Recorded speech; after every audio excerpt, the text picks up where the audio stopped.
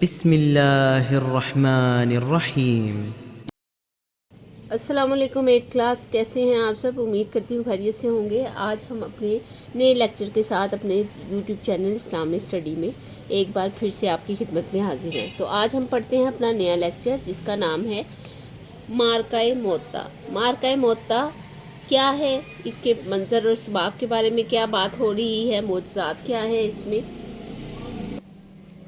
اس کے علاوہ حضرت جعفر طیار اور عبداللہ بن رواحہ اور حضرت زید بن حارثہ کی شجاعت اور شہادت کے بارے میں ہمیں کیا معلوم ہو سکتا ہے اس میں، اور سیف اللہ کردار اور معرکہ موطا کے موقع پر عسکری حکمت عملی کیا تھی، نتائج اور اثرات کا کیا اس میں حساب ہے، اس کا جائزہ لیں گے اور سیاسی فوائد کے بارے میں جانیں گے۔ ٹھیک ہے، اب دیکھتے ہیں صلح موطا جو ہے وہ کس طرح سے واقعہ ہوا اور اس میں کیا کیا چیزیں ہمارے سامنے آتی ہیں جس کو ہم نے ہائی لائٹ کرنا ہے، جس کے MCQs ہمارے پاس موجود ہیں۔ جیسا کہ صلح موطا 8 ہجری میں موطا کے مقام پر واقعہ ہوا۔ یہ کیا ہوا ہے، یہ ہے MCQs۔ اس کی سبب کی بنا یہ بنا کہ نبی کریم خاتم النبیین صلی اللہ علیہ وآلہ وسلم نے حضرت حارث بن عمیر رضی اللہ تعالیٰ عنہ کو اپنا خط مبارک دے کر بصرہ کے بادشاہ کی طرف بھیجا۔ کس کو بھیجا تھا؟ حضرت حارث بن عمیر کو جو ہے بصرہ کے بادشاہ کی طرف بھیجا گیا تھا۔ ٹھیک ہے، یہ کیا ہوا ہے، یہ MCQs ہے۔ جب وہ موطا کے مقام پر پہنچے تو شرحبیل بن عمرو غسانی نے سفارتی آداب کی پرواہ کیے بغیر انہیں شہید کر دیا۔ انہیں کس نے شہید کیا؟ حضرت حارث بن عمیر کو شرحبیل بن عمرو غسانی نے شہید کیا۔ جب یہ المناک خبر مدینہ منورہ میں نبی کریم خاتم النبیین صلی اللہ علیہ وآلہ وصحبہ وسلم کو پہنچی تو آپ خاتم النبیین صلی اللہ علیہ وآلہ وصحبہ وسلم نے اس سرکش حاکم کو سرکوبی کے لیے ایک لشکر موطا کی طرف روانہ فرمایا۔ ٹھیک ہے، کس کو روانہ فرمایا؟ ایک لشکر کو موطا کی طرف، جس کا نام معرکہ موطا رکھا گیا۔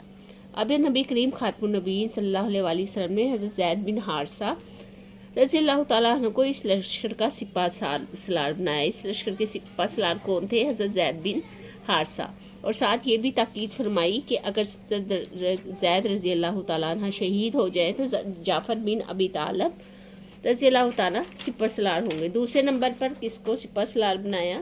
حضرت جعفر بن ابی طالب کو۔ اگر وہ شہید کر دیے جائیں تو عبداللہ بن رواحہ سپہ سالار بن جائے۔ تیسرے نمبر پہ کون تھا؟ حضرت عبداللہ بن رواحہ۔ پوری ٹیکنیک کے ساتھ حضور صلی اللہ علیہ وآلہ وسلم نے ان کو بھیجا تھا اور ان کے لشکر کے پیدر پہ کیا بنائے؟ سپہ سالار۔ اگر عبداللہ بن رواحہ بھی شہید ہو جائے، مسلمان جس کو چاہے اپنا امیر منتخب کر لے۔ حضرت زید بن حارثہ 3000 کا لشکر لے کر موطا کی طرف روانہ ہو گئے۔ مسلمان شام کی سرزمین میں پہنچ کر موطا کے مقام پر خیمہ زن ہوئے۔ کس مقام پر خیمہ زن ہوئے تھے؟ شام کی سرزمین پر۔ ٹھیک ہے، یہ ذہن میں رکھیے گا۔ دوسری طرف قیصر روم میں 1 لاکھ فوجیوں پر مشتمل ایک بہت بڑی فوج لے کر بلقا کے علاقے پہنچ گیا۔ قیصر روم کی فوجیوں کی تعداد کتنی تھی؟ 1 لاکھ، جہاں پر عرب عیسائی قبائل کا بھی 1 لاکھ کا لشکر لے کر رومیوں کے ساتھ شریک ہو گئے، اور عرب کی تعداد کتنی تھی؟ ان کی بھی 1 لاکھ کے قریب تھی۔ مسلمان کے لیے بڑی آزمائش کی گھڑی تھی، مگر حضرت عبداللہ بن رواحہ رضی اللہ تعالیٰ عنہ کی پرجوش خطاب نے مسلمانوں میں ایک نئی روح پھونک دی، اور ان کے حوصلے اتنے بلند ہو گئے کہ تھوڑی تعداد کے باوجود رومیوں کے خلاف بے خوف و خطر میدان جنگ میں کود پڑے۔ یعنی اس کا مطلب یہ ہے کہ اگر آپ کوئی بھی ایسی بات جو دوسرے تک کنوے کرتے ہیں ایز اے سپہ سالار یا ایز اے لیڈر، تو وہ سب لوگوں کے دلوں پر، دماغ پر اثر کرتی ہے۔ حضرت زید بن حارثہ رضی اللہ تعالیٰ عنہ اسلامی پرچم تھام کر مسلمانوں کی قیادت کرتے رہے۔ اسلامی پرچم کس نے تھاما تھا؟ حضرت زید بن حارثہ نے، اور خوب جوش و خروش کے ساتھ دشمنان اسلام کے ساتھ جہاد کرتے ہوئے شہید ہو گئے۔ حضرت زید بن حارثہ کی شہادت کے بعد اسلامی پرچم کس کے پاس گیا؟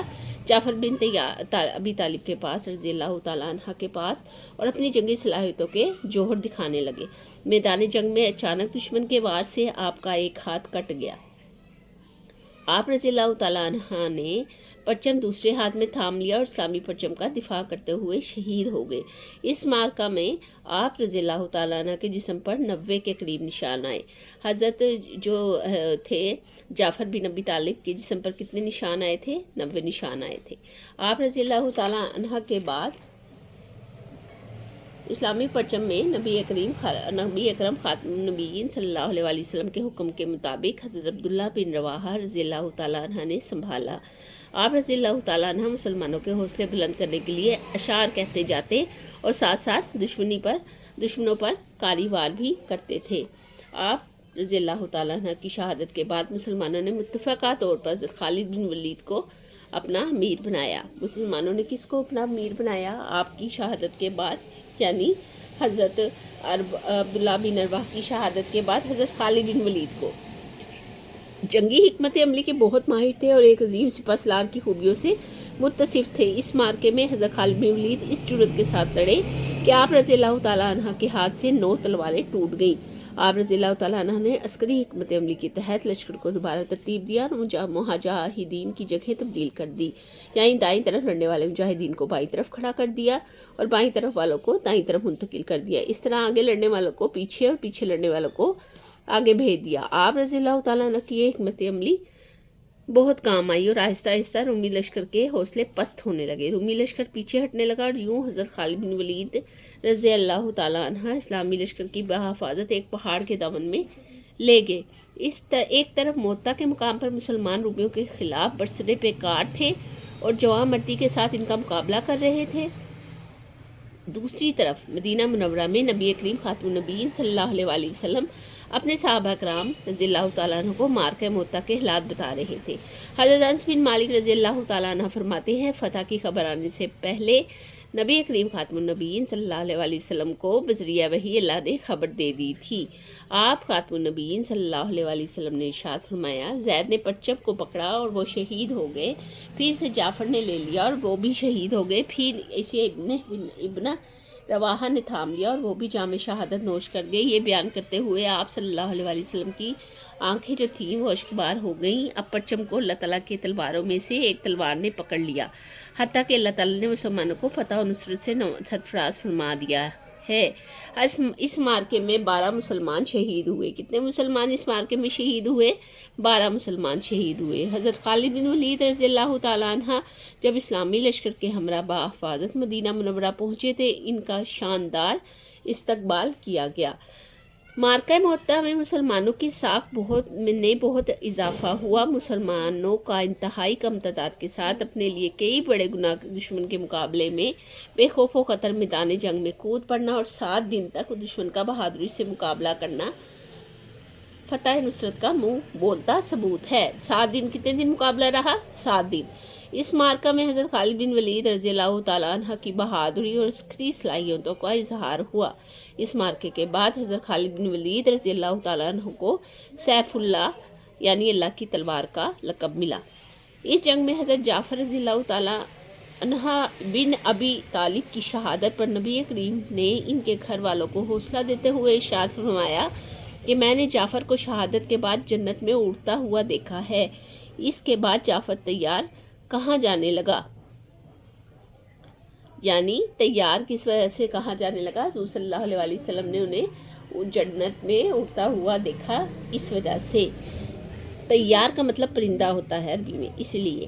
معرکہ موتا کے نتائج میں سب سے اہم بات یہ ہے کہ رومیوں کا رعب اور دبدبہ جاتا رہا، کیونکہ مسلمان ہی وہ پہلی طاقت تھے جنہوں نے رومیوں کو للکارا اور اس طرح شام اور ارد گرد کے علاقوں میں اسلام کی عسکری ٹھاک بیٹھ گئی۔ یہاں تک یہ ہوا مکمل۔ اب ہم اس کی کریں گے آگے ایکسرسائز میں ہم کیا کریں گے؟ ایکسرسائز میں سب سے پہلے درست جواب کا انتخاب کریں گے۔ معرکہ موتا رونما ہوا کب؟ 7 ہجری میں۔ یہ ہم نشان لگا لیتے ہیں اس سے دوسرے سے۔ اب ہم اس کی کریں گے ایکسرسائز میں سب سے پہلے ہے درست جواب کا انتخاب کریں۔ معرکہ موتا رونما ہوا 7 ہجری، 8 ہجری، 5 ہجری یا 6 ہجری؟ 8 ہجری میں۔ معرکہ موتا میں مسلمانوں کے سب سے پہلے سپہ سالار کون تھے؟ معرکہ موتا میں مسلمانوں کے پہلے سپہ سالار تھے حضرت زید بن حارث۔ سیف اللہ کا معنی ہے اللہ کی تلوار۔ حضرت خالد بن ولید رضی اللہ تعالیٰ کے ہاتھ سے تلواریں ٹوٹی 9۔ معرکہ موتا میں اسلامی لشکر کی تعداد کتنی تھی؟ اسلامی لشکر کی تعداد 15,000 تھی۔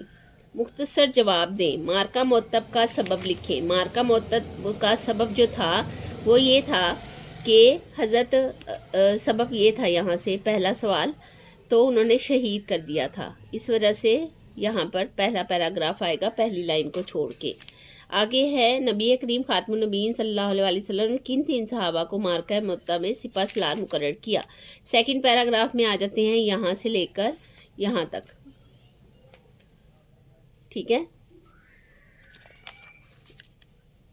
اس کے بعد آ جاتے ہیں کہ معرکہ موتا میں اسلامی لشکر کی تعداد کتنی تھی، یہ تو ہو گیا۔ سوال نمبر 3 پہ آ جاتے ہیں حضرت خالد بن ولید نے معرکہ موتا میں کیا حکمت عملی اختیار کی؟ یہاں پہ ہے حضرت خالد بن ولید جنگی حکمت عملی کے بہت ماہر تھے۔ اس معرکے میں انہوں نے کیا حکمت عملی اختیار کی؟ اس معاملے میں انہوں نے یہ حکمت عملی اختیار کی کہ جرأت کے ساتھ لڑے، 9 تلواریں ٹوٹ گئی، دوبارہ ترتیب دیا لشکر کو، جگہ تبدیل کر دی، دائیں والوں کو بائیں اور بائیں والوں کو دائیں منتقل کر دیا۔ یہاں تک آئے گا یہ تیسرا آنسر۔ اس کو آپ شارٹ بھی کر سکتے ہیں، لیکن یہ زیادہ صحیح ہے کہ اگر آپ یہ سارا لکھیں گے تو یہ زیادہ اچھا ہوگا۔ آگے ہم دیکھتے ہیں اس میں سوال نمبر 4، معرکہ موتا کے متعلق نبی کریم خاتم النبیین صلی اللہ علیہ وسلم کون سا معجزہ ظاہر ہوا؟ معرکہ موتا کے متعلق سب سے بڑا جو معجزہ ظاہر ہوا تھا وہ تھا، یہاں سے ہے، مسلمانوں کی انتہائی کم تعداد جو تھی، کئی بڑے گناہ بے خوف و خطر میدان جنگ میں کودنا پڑا، اور 7 دن تک یہاں سے لے کر منہ بولتا ثبوت ہے، ٹھیک ہے، یہاں تک، ٹھیک ہے۔ آپ ایک یہ بھی لکھ سکتے ہیں اور آپ ایک دوسرا بھی اس میں سے کوئی لکھ سکتے ہیں۔ آگے ہے، باقی میں ڈسکرپشن میں بھی اس کا موضوعات ڈال دوں گی، وہ بھی آپ دیکھ لیجئے گا۔ آگے ہے معرکہ موتا کے 2 نتائج تحریر کریں۔ یہاں سے ہے کہ مسلمانوں کی ساکھ میں بہت زیادہ اضافہ ہوا، پہلا تو یہ ہے، ٹھیک ہے۔ اس کے بعد جو ہے یہاں پر سب سے اہم بات یہ ہے، یہاں تک، ٹھیک ہے، یہ سارا لاسٹ والا ہم پیراگراف لکھیں گے، ٹھیک ہے۔ آگے آ جاتے ہیں تفصیلی جواب دے۔ تفصیلی جواب دے میں ہے معرکہ موتا میں اسلامی لشکر کے سپہ سالاروں کی بہادری اور شہادت کے واقعات لکھیں، یعنی جو سپہ سالار تھے وہ کس طرح شہید ہوئے اور ان کی کیا کارکردگی رہی، ان کی کیا بہادری رہی۔ تو آپ یہ پہلے سے سٹارٹ کریں گے، پہلے پیج سے، یہاں سے آپ سے شروع کریں گے، یہاں سے آپ شروع کریں گے جو لانگ کویسچن ہے، ٹھیک ہے، اور یہاں تک پہلے پیراگراف کمپلیٹ یہاں تک کریں گے، ٹھیک ہے۔ یہ آپ نے مکمل کر لینا ہے یہاں تک، ٹھیک ہو گیا۔ آج ہم نے اس کی ساری ایکسرسائز پڑھ لی اور امید کرتی ہوں جو بھی ہم نے ایکسرسائز پڑھی ہے وہ ساری آپ کو سمجھ میں آئی ہوگی۔ اس کے جو موضوعات ہیں وہ میں ڈسکرپشن میں ایڈ کر دوں گی تاکہ آپ کو اس کو ایک سے زیادہ موضوعات کو یاد کر کے اس کو لکھنے میں آسانی رہے۔ اپنے ان دوستوں کے ساتھ ضرور شیئر کیجئے گا جن کو اس کے موضوعات سمجھنے میں یا اس کو سمجھنے میں کوئی مسئلہ درپیش ہے۔ اس کو آپ نے بہت اچھے طریقے سے یاد کرنا ہے۔ جتنے بھی مارکے ہیں اور غزوات ہیں ان میں سب سے امپورٹنٹ مارکہ جو مارکے ہیں ان میں سب سے امپورٹنٹ مارکہ معرکہ موتا ہے، اور جو غزوات ہیں ان میں سب سے امپورٹنٹ غزوہ جو ہے وہ غزوہ خیبر ہے جو ہم نے لاسٹ ٹائم پڑھا تھا، ٹھیک ہے۔ میرے چینل کو لائک اور سبسکرائب کیجئے تاکہ ہر آنے والا جو ہے سبق آپ کو آسانی سے مل سکے۔ اپنا بہت سارا خیال رکھیے گا۔ نئے ویڈیو میں نئے لیکچر کے ساتھ آپ کی خدمت میں ایک بار پھر سے حاضر ہوں گے۔ تب تک کے لیے اللہ حافظ۔